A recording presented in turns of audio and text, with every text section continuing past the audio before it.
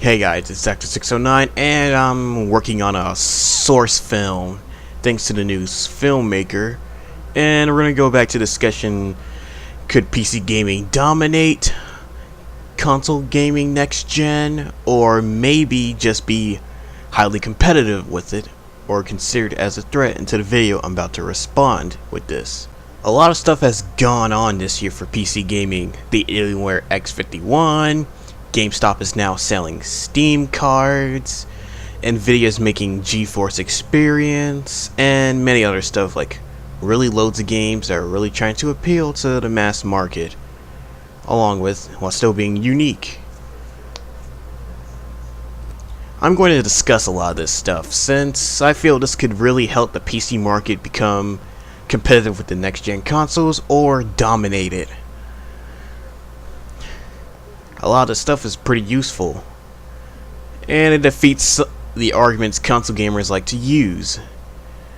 And there's other stuff coming out, like Razer is trying to innovate PC with stuff like Razer Artemis, which I think is a pretty cool controller, especially for mech games and flight games. And it could be a nice add-on to use if you just want to need a mini-map but not look at the screen. First, I'd like to start off with the games, of course, because it's not gaming if there's no games. In this case, PC has plenty of them. The main thing I'm seeing right now is a lot of new titles for core gamers, casual gamers, about every type of gamer that PC is trying to cater to.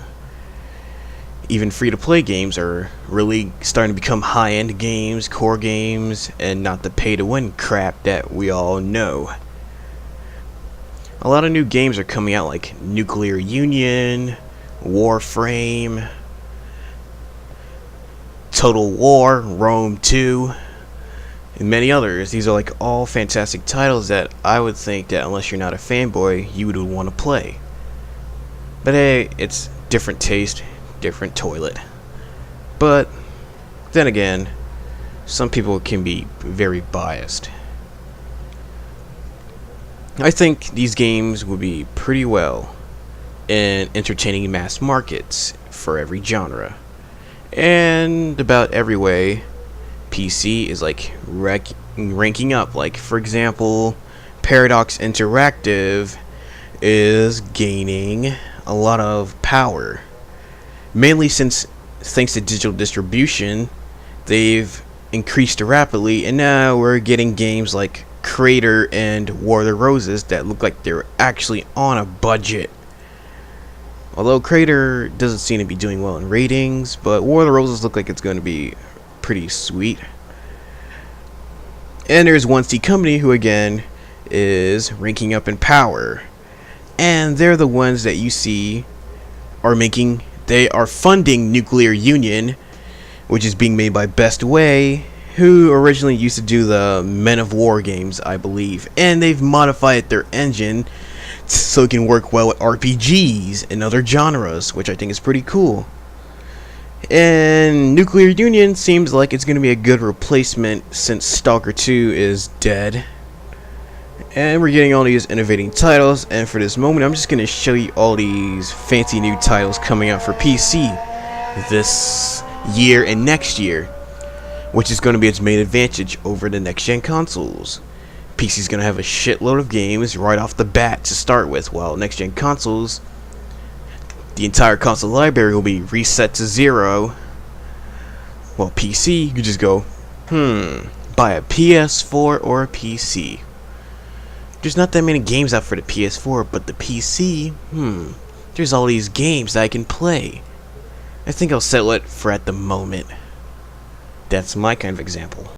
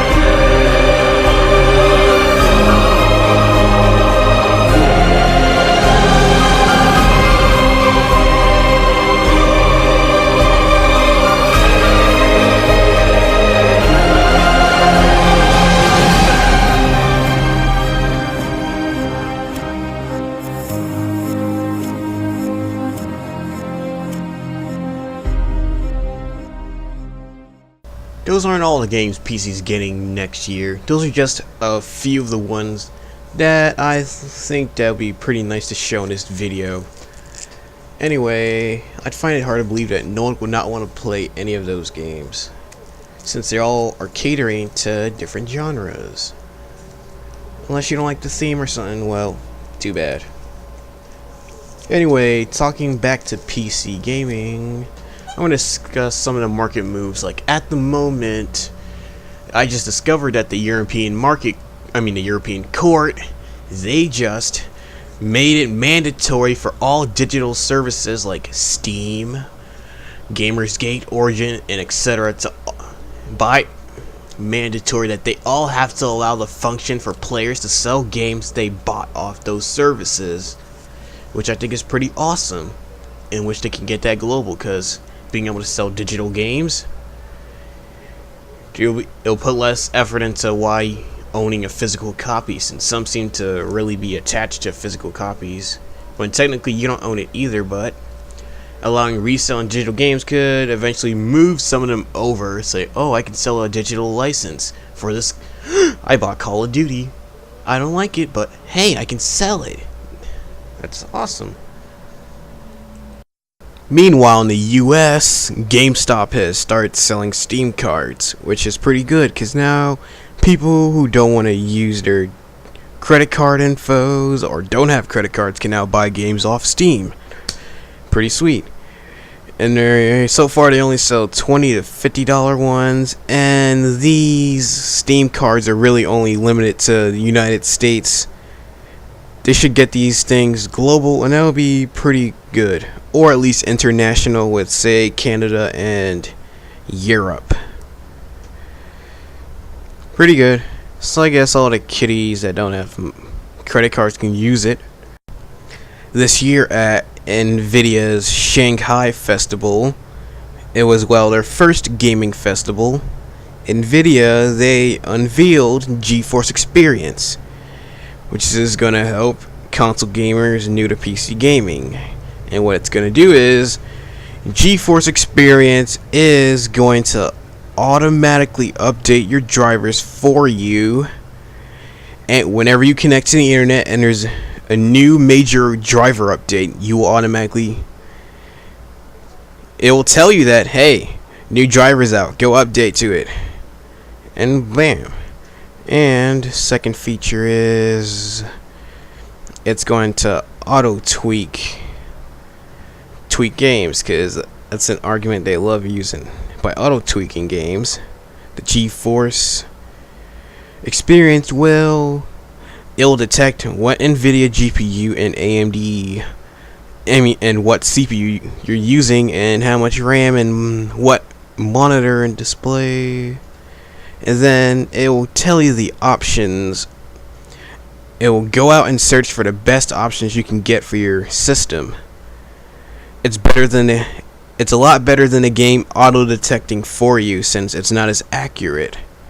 With Geforce Experience, it'll accurately detect it, and it'll give you a list of options like, here's these choices. You get 1080p, 30 frames per second, high settings, and there's like another option where it says 720p, 60 frames per second, maximum settings. It'll give you like all these options based on what your hardware has. All you have to do is choose which one you want, and click on it, press tweak, bam, you're done. Simplicity of a console, performance of a PC. There we go. As for the AlienWare X51, it's doing a pretty good job of bringing console noobs over that aren't confident with building their own PC over to PC gaming. Plus, since it uses Nvidia hardware, it has the ability to use Geforce Experience, which again, it will make X51 owners feel like they're really using a console, since it's pretty much going to do everything for them. And it'll be nice once Big Picture Mode comes out. Geforce Experience was supposed to come out in June 6th, but they delayed the beta so they can make the experience more polished. Another thing is Japanese developers. Recently, you're starting to see a lot more of them starting to support PC gaming, like From Software with Dark Souls, and Valhalla Games with Devil's Third. Kojima with Metal Gear Solid Rising, Revengeance, and a bunch of others. Oh, and recently a remake for Final Fantasy VII came out for PC, but it's not really that important. That's another thing. That's one thing consoles had against PC was Japanese developer support, but that's starting to grow. And there's indie Japanese developers for PC like Reciteer, Chantalise, To the Moon, and others. And back down to gimmicks. I noticed gimmicks are used a lot against PC, like, oh, PC doesn't have any cool devices. Like, I want to use a console because it's innovating with Wii U tablet. Although from my point of view, I don't think not that many core gamers like the Wii U tablet. And they keep claiming like PS Move Connect, PC doesn't have anything like that. I just like to point out, well, for Wii U gamers, they can always use something like their Razer Artemis, which is like a Wii U, but for, you know, like, except with a joystick and a little keypad on the side. Then there's marketing. So far, you're starting to see a lot more PC marketing. You don't see it on TV, but you see it online. And a lot of people use the internet, so it doesn't really matter that it's not being marketed on TV. Like, you see a bunch of advertisements for like Alienware or PC games that are coming out, like Red Orchestra 2, Maple Story, Mabinogi, etc. And there's word of mouth that PC gaming has a lot of. It manages to make itself as big as it is today just by word of mouth. Simple. Like many games on PC, like The Witcher, they became successful because word of mouth. Meanwhile, like console companies, to get that same kind of success, they have to like put out a marketing campaign that costs like at least $10 million and all that. While PC devs, they just release a couple of trailers online and they just let the fans do the rest of the advertising for them, kind of like I was doing earlier. That's the best thing about it. And for some PC developers, if they're lucky enough, AMD, Nvdia, Intel, or some other company will like sponsor them to market their game. It's like a win-win for both of them because people know about the game and the companies manage to sell whatever their product they were marketing with it. Like Nvidia Physics, you see it marketed a lot with games. It helps sell Nvidia GPUs, and it's helping like whatever games that's using it get a little bit of marketing for free. That's one thing. So it's kind of a win. So PC hardware or manufacturing companies, they help fund developers. For example, with Crytek, Nvidia, they gave Crytek free hardware since they're like a famous PC developer. With Crysis, that was pretty high end, so they gave them all the free tech they could to optimize it for their hardware. That's like a free funding, since they don't have to go out and buy the configurations, or they can just make the game more optimized without really having to spend much. Then there's really Epic Games. Nvidia worked close with Epic Games, where they implemented physics, which has some pretty neat features, but that's about it. But the basic Nvidia physics is pretty neat for games. And Nvidia is also sponsoring Hawken. They showed it off at Nvidia Shanghai Festival, and they gave the developers a little bit of free marketing and funding for Hawken, since they pretty much seem to love the game. And this is really about it, so bye.